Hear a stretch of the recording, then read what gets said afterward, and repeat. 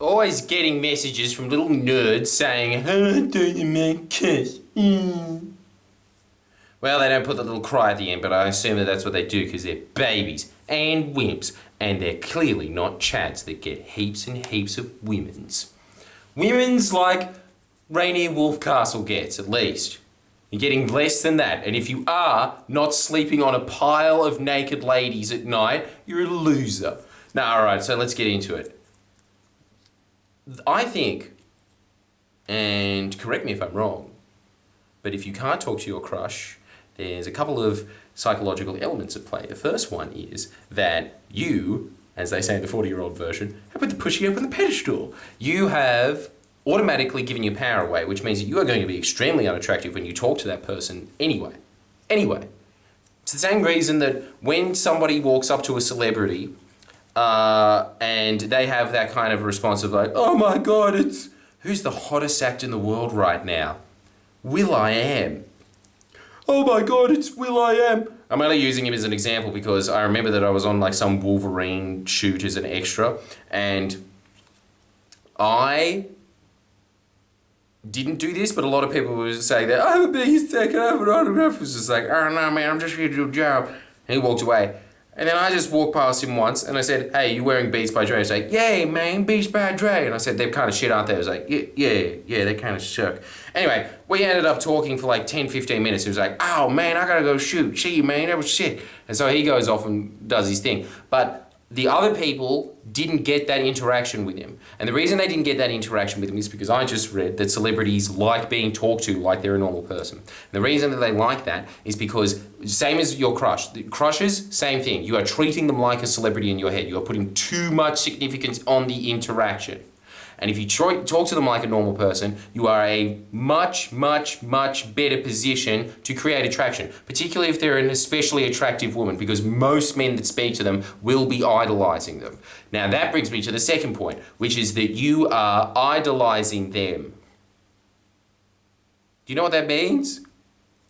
It means giving them godly powers in your head. Saying that they have this out-of-worldly experience because they, I don't know, peroxide blonde their hair. They're just too good. They're in another realm. And for some reason, they have all the traits and characteristics that I like in a woman despite never speaking to them once. That's what happens. It's what happens in the early stages of a relationship. It's what happens in a crush. You impart all of these qualities onto that person in your own mind. And everybody else that has a crush on them has put all these other personality traits on them. So say that it comes to a woman that is of high value, right? Everyone in the workplace is attracted to her. One guy would be saying, Brandon's mysterious and she's really creative. So that's why I like her. It's because she's mysterious and creative. It's got nothing to do with the fact that she's got white hips. It's purely that. And then another guy would be saying, no, the reason that Brandon, in his head, sorry, I don't know why he knows what the other person is thinking internally. For this experiment's sake, he doesn't.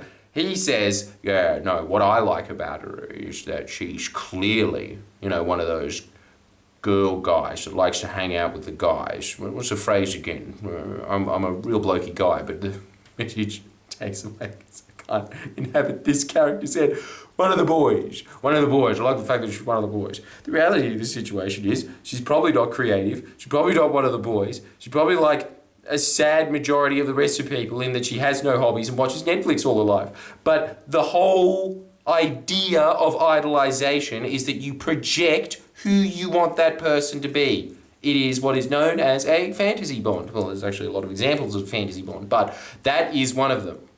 You have put onto them the person that you want them to be purely because you were sexually attracted to them. Because you got a stiffy, all of a sudden they have everything else that you could possibly ever want in a partner. That's not the reality. Sorry. But I think that as soon as you break that, your life becomes blessed. It really does. As soon as you are able to say, no, I'm projecting, you can walk through life with a much more realistic map. And I'll tell you something about life. The person that has the most realistic map is the one that wins. Now, what are we always saying on this channel? That the map is not the territory, but the map that represents the territory the most. Because when I'm saying that the map doesn't represent the territory, I'm saying that the territory is reality and the map is your interpretation of reality. But the person who sees reality for what it is more than the others, that person walks through life with ease. They're the ones that are able to look in every situation and they're able to manipulate it into, for lack of a better word, I probably shouldn't be using that, but whatever, that's what they are able to do, right? Because they see the world for what it is, not for what they have been told it to be. And there are a lot of psychological upbringing reasons for why you would be looking at that woman in a certain way, or maybe it's just a natural proclivity, who knows, but the point is that they're not that person. And the whole thing is that if you were in a different environment, you would be projecting that same invisible woman / man onto the person that is the object of your desire. That's why usually a relationship starts to deteriorate after the 2-year mark. It's because by that point, all the hormones have evaporated and that fantasy that you had in your head, it goes away and you see the person for what they actually are and you realize, wow, we are completely different people. Now, the real challenge after that is to realize that the fantasy person that you have in your head doesn't exist. So really what you are looking for is to interact with somebody that you can build a life with, I suppose. And somebody that I suppose, you are improving their life and they are improving your life. That's the goal.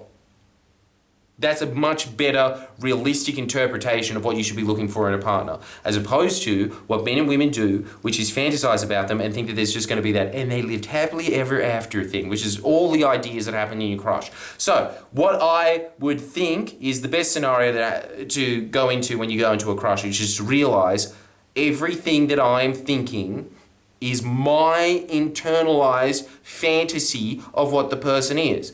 Let's see how real that is. As soon as you do that, you've kind of changed the balance. First of all, you are going to go into that interaction from a lot better frame than otherwise, because the frame beforehand was, I'm not worthy, but I'm going to go up to her anyway and just be like, please me lady, no, okay, I tried my best. That's what will normally happen. But as soon as you're just like, let's go see if this person is actually what I think that they're going to be like, well, it starts evening it out a bit. You'll probably still just like, but that's better than here, isn't it? And they'll probably give you a chance if you're about here. They're not going to give you a chance if you're there.